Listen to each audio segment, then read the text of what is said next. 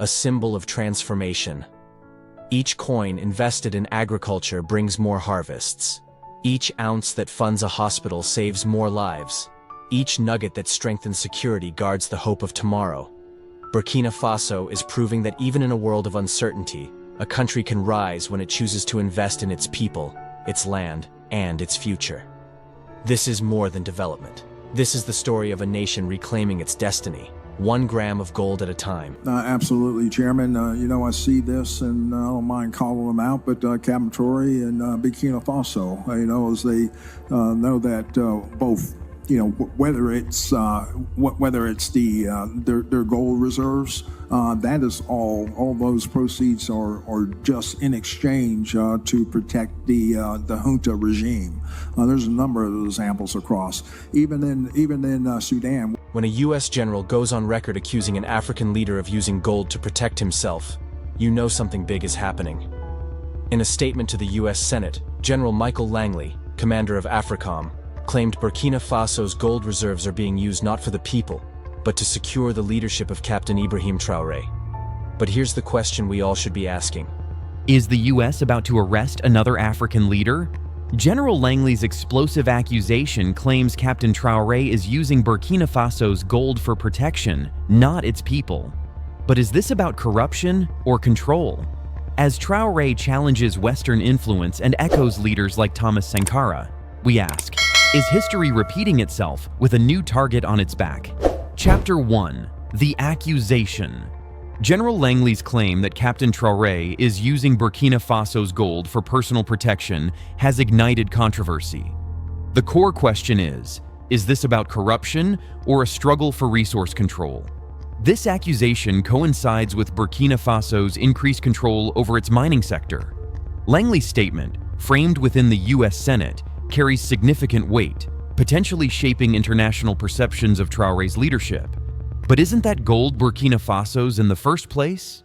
As Burkina Faso seeks to invest in its people, land, and future, Langley's statement raises questions about the true motives behind the accusations. Chapter 2. Who is Ibrahim Traoré?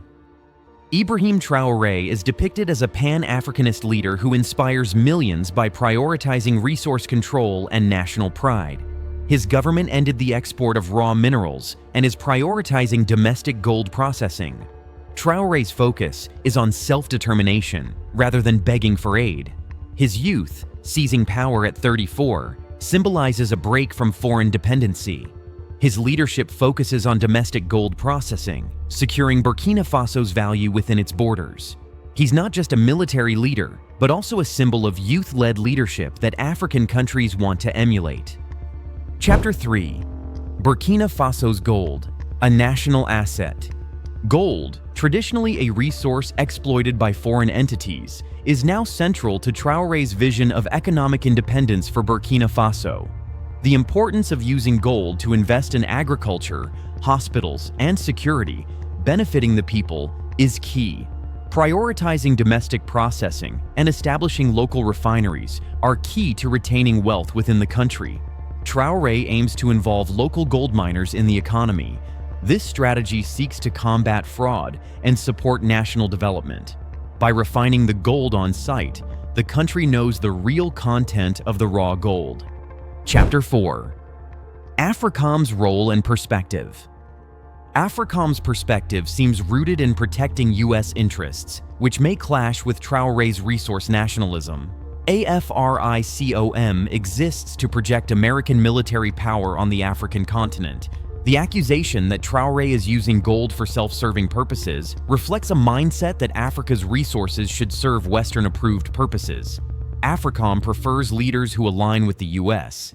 This makes someone like Traoré, who doesn't bow and wants to protect his own country, a threat.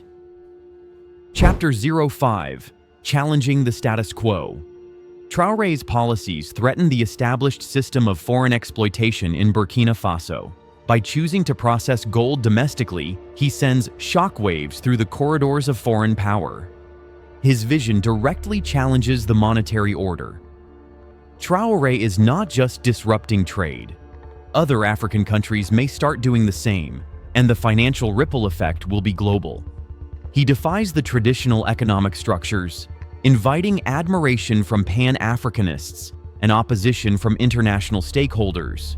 Traoré's actions could inspire others to resist dependency and control their own resources, challenging the colonial economic template. Chapter 6: Hypocrisy of the Accusations. The accusation that Captain Traoré is using Burkina Faso's gold for personal protection reeks of hypocrisy, especially when considering the historical context of Western involvement in Africa's resources. AFRICOM exists to project American military power and supports leaders who align with U.S. interests. This begs the question, is the accusation a pretext for undermining a leader who isn't compliant?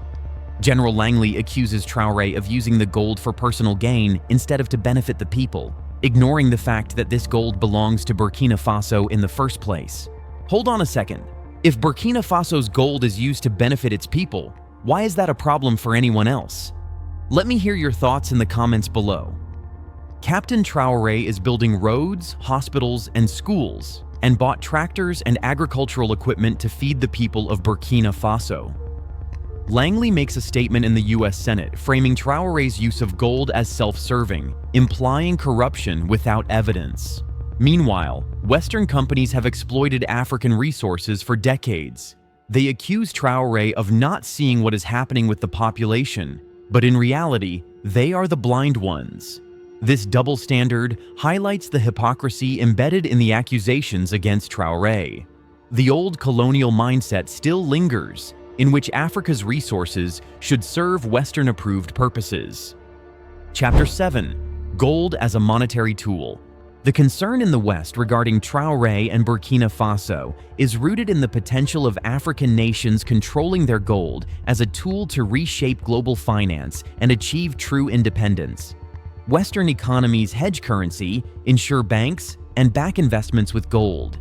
Africa's control over its gold challenges the established financial order. This isn't just about disrupting trade, it's about sovereignty over value. The question for the West becomes control. When African leaders reject foreign control, the media switches gears, calling them corrupt or militarizing. The fact is, if Western governments lose control over how and where African gold flows, they lose a tool of leverage and the power to control how African countries use their own resources to protect themselves. They are worried about the awakening of young people, because if they take control of their natural resources, they are going to lose controls of these natural resources. It would result in the loss of jobs and taxes that the Western nations were obtaining. The key is, they don't want Africans to buy from them. Ultimately, Burkina Faso's control of its gold poses a threat to a system built on dependency and exploitation. Chapter 8: Historical Parallels. To understand the present, look to the past. There's a parallel between Captain Traoré and Thomas Sankara, the revolutionary leader of Burkina Faso. Sankara, like Traoré, sought local control of resources, rejected IMF loans, and challenged the status quo. His vision, however, was cut short by assassination in 1987, a coup many believe had foreign fingerprints. Patrice Lumumba and Muammar Gaddafi are other examples. Now, Traoré is walking a similar path. When a young African leader dares to prioritize his people and control national wealth, the old powers start circling again. These echoes from the past highlight a pattern of external forces working to undermine African leaders who threaten established interests. The key is that Western powers have had a long history of labeling leaders they want removed as dictators to justify their attacks. Chapter 9: The Sahel Region's Transformation. Burkina Faso's actions are not isolated. Mali, Niger, and Guinea have also taken bold steps toward reclaiming national sovereignty, cutting ties with foreign forces, and pushing for local control. All these actions echo Pan-African resistance. Across West Africa, people support their leaders, reject foreign troops, and demand control over their land and gold. This transformation is more than just political, which results in a cultural and generational shift that cannot be stopped.